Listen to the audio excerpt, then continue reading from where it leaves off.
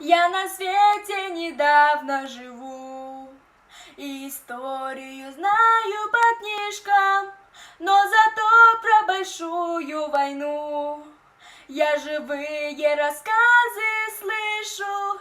Есть на свете один человек, он всегда говорит мне правду, и в душе остается след. Остается со мной мой прадед, прадедушка, он всю прошел войну, от Волги до самого Берлина.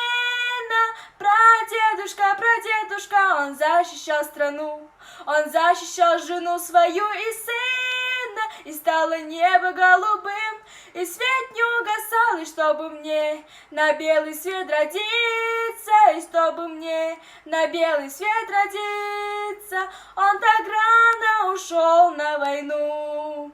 Был, как я, он в военные годы, побывать довелось и в плену, и пройти сквозь огонь и воду. Он защитником Родины стал, хоть совсем еще был мальчишкой, и победу завоевал, и с победою к дому вышел.